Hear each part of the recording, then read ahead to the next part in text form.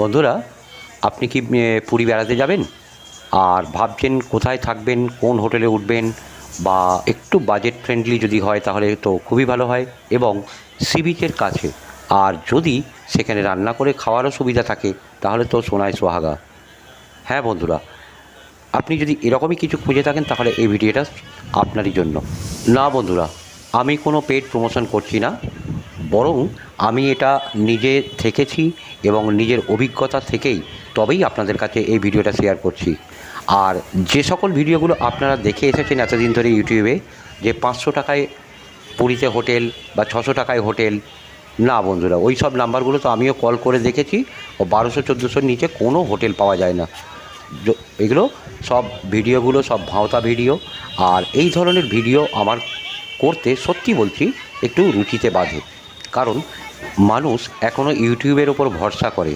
তাই প্রকৃত ইনফরমেশান দেওয়াটাই হচ্ছে আমাদের কর্তব্য এবং দায়িত্ব।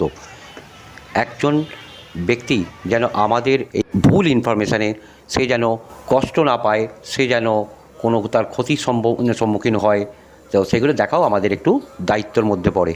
আমি আমার পরিবারকে নিয়ে গত 24শে অক্টোবর গিয়েছিলাম পুরী। তো পুরীতে যে হোটেলে আমরা ছিলাম সেই হোটেলটির নাম হচ্ছে সুষমালয় গেস্ট হাউস। হ্যাঁ বন্ধুরা, এই গেস্ট হাউসের হয়তো আপনারা কখনো ভিডিও দেখেছেন কিনা আমি জানা নেই, কিন্তু আমি বলবো কম বাজেটের মধ্যে সি বিচের কাছে এরকম হোটেল বা এরকম এত সস্তায় হোটেল আমার মনে হয় না পাওয়া যেতে পারে। চলুন দেখে নিই হোটেলের পজিশান কেমন এবং কোন জায়গায় অবস্থিত। এই হলো স্বর্গদ্বার, শ্রীচৈতন্যের মূর্তি। আমরা যদি শ্রীচৈতন্যের মূর্তির পিছন দিকে রাস্তাটা দেখি তাহলে ওটা মহাশ্মশানের দিকে যাচ্ছে, আর ডান হাতের যে রাস্তাটি ঢুকছে সেটি যাচ্ছে বাজার বা ভারত সেবাশ্রম সংঘের দিকে। এই হচ্ছে মেরিন ড্রাইভ রোড, আর তার ওপাশেই হচ্ছে বিচ। এটা হলো হোটেল সিগাল। হোটেল সিগালের পাশে নীলাচল হোটেল, যে ব্লু রঙের দেখতে পাচ্ছেন এটা হচ্ছে নীলাচল হোটেল। আমরা এই নীলাচল হোটেলের পাশ দিয়েই যাব। হোটেলটি কেমন হবে বা না হবে আমি কিন্তু সেই সব কিছু দেখার আগেই আমাদের ভিডিও শুরু করেছিলাম, অর্থাৎ যেদিন আমরা হোটেলে চেক ইন করছিলাম ঠিক তখনই, মানে অটো থেকে নেমে আমি ভিডিওটা শুরু করি। এই হচ্ছে আমার ফ্যামিলি, আমার মিসেস, আমার মেয়ে, আমার শালার ওয়াইফ, আমার শাশুড়ি, শ্বশুর এবং শালা, আমরা সবাই মিলেই গেছিলাম। চলুন আপনাদেরকে আমি আমাদের হোটেলটা সম্পর্কে দেখিয়ে দিই। এই হচ্ছে নীলাচল হোটেল, এর পাশ দিয়ে আমাদের এখন যেতে হবে। হোটেলটা সম্পর্কে আমি কিছুই জানতাম না, ফোন করে কোনো রকমে বুকিং করেছিলাম, তো জানি না হোটেলটা কেমন হবে। এই সোজা রাস্তায় গেলে বাজার, আর আমাদের যেতে হবে এই ডান দিকে। এই ডান দিকে ঘুরলে আবার যে সোজা রাস্তাটা যাচ্ছে সেটা হচ্ছে ভারত সেবাশ্রম সংঘের দিকে।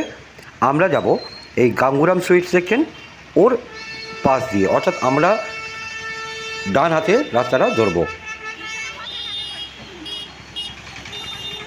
ট্রেনে আমাদের খুবই অসুবিধা হয়েছে, সারা রাত প্রায় জেগেই ছিলাম, বসে আসতে হয়েছে, কারণ আমাদের রিজার্ভেশন কনফার্ম ছিল না। আর এসিতে ছিল, আর এসি থেকে কোনো রকমের সিট দিয়েছিল, তাও একটা সিটে দুজন করে দিয়েছে। তো আমি, আমার মেয়ে এবং আমার ওয়াইফ তিনজনেই একটা সিটে ছিলাম, তো তাই সারা রাত জাগা। গাঙ্গুরাম সুইটসের পাশের রাস্তাটা ধরে আমরা এগিয়ে গেলাম। ডান হাতে একটা বিল্ডিংয়ের পরেই আমাদের সেই হোটেল।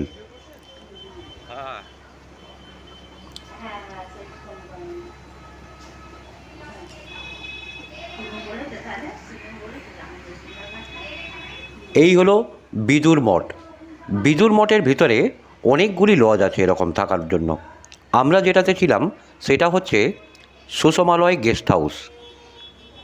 বিদুর মঠের প্রবেশদ্বার দিয়ে ঢুকলে বাঁহাতেই যে গেস্ট হাউসটি পড়বে সেটিই ছিল সুষমালয় গেস্ট হাউস।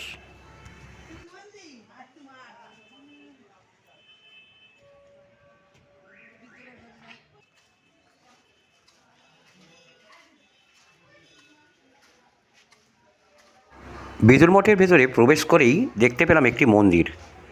তো ভালোই লাগলো, তাই আগে মন্দিরটা দর্শন করতে চলে গেলাম।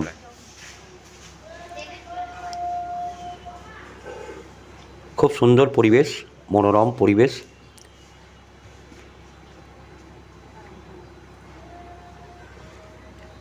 এখানে জগন্নাথ দেব, বলরাম এবং সুভদ্রার দর্শনও করে নিলাম।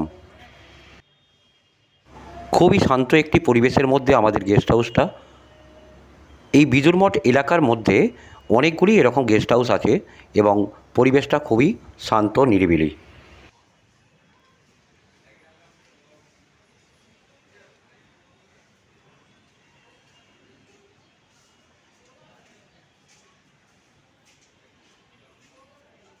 মন্দিরটি দর্শন করার পরে চলে এলাম আমাদের গেস্ট হাউস, অর্থাৎ সুসমলয় গেস্ট হাউস। এই হলো আমাদের গেস্ট হাউস। বিল্ডিংটি 3 তলা, খুব সুন্দরভাবে রং করা আছে বাইরে থেকে। ভেতরটাও খুব আশা করি ভালোই হবে। আমরা পেয়েছিলাম গ্রাউন্ড ফ্লোরের 2টি রুম, 101 এবং 102। গেস্ট হাউসের বোর্ডে আপনারা কন্ট্যাক্ট নাম্বার পেয়েই যাচ্ছেন, এখান থেকে আপনারা বুকিং করতে পারেন এই নাম্বারের মাধ্যমে। আর তাছাড়াও আমি ডেসক্রিপশানেও ওনাদের নাম্বার দিয়ে দেব।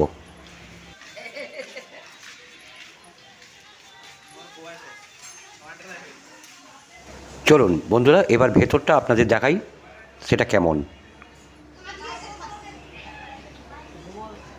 এই দরজা দিয়ে ঢুকলেই সামনেই সিঁড়ির নিচে একটি ছোট্ট মতো রিসেপশান আছে। রিসেপশানের ঠিক উল্টো দিকে 2টি রুম পরপর আছে, 101 নম্বর এবং 102 নম্বর রুম। এটি হলো 101 নম্বর রুম।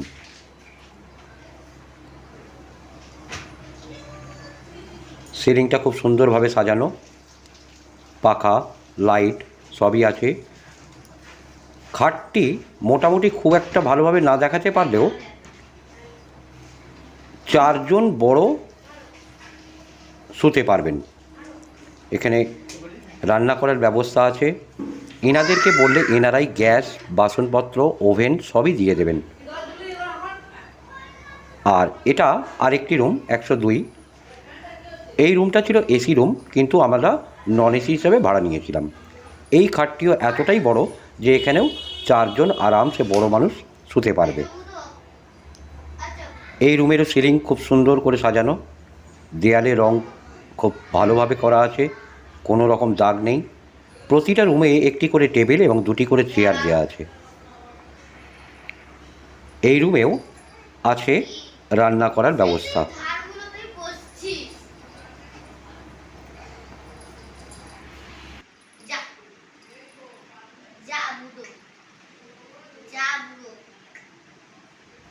এবারে আপনাদের টয়লেটটা দেখিয়ে দিই একটু।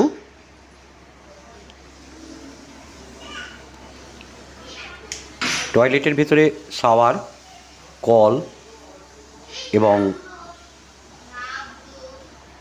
English toilet. খুবই পরিষ্কার পরিচ্ছন্নভাবে রাখা আছে। এই গেস্ট হাউসের ম্যানেজার এবং মালিক দুজনেরই ব্যবহার খুবই ভালো। আমাদের প্রতি রুমের ভাড়া পড়েছিল 700 টাকা প্রতিদিন। তো বন্ধুরা, আমি মনে করি যে 700 টাকায় এই ধরনের রুম এবং সি বিচের এত কাছে আপনারা পাবেন না। এর আগেও হয়তো আপনারা ইউটিউবে অনেক ভিডিও দেখেছেন, কিন্তু আশা করি এত সস্তায় হোটেল সি বিচের কাছে আপনারা পেয়েছেন বলে আমার মনে হয় না। তো যাই হোক, হয়তো পেয়েও থাকতে পারেন। তবুও আমি বলবো যে আমি যেটা উপলব্ধি করেছি এবং যেটা অভিজ্ঞতা অর্জন করেছি এই হোটেলে থেকে, সেইটাই আমি আপনাদেরকে শেয়ার করলাম এবং সত্যটা জানালাম। যদি মনে হয় ভিডিওটা আপনাদের কোনো রকম কাজে লাগতে পারে, তাহলে অতি অবশ্যই লাইক করবেন, শেয়ার করবেন আর কমেন্ট করবেন। আর যারা আমাদের চ্যানেলে নতুন, তারা অতি অবশ্যই আমাদের চ্যানেলটা সাবস্ক্রাইব করে আমাদের পাশে থাকবেন। জয় জগন্নাথ।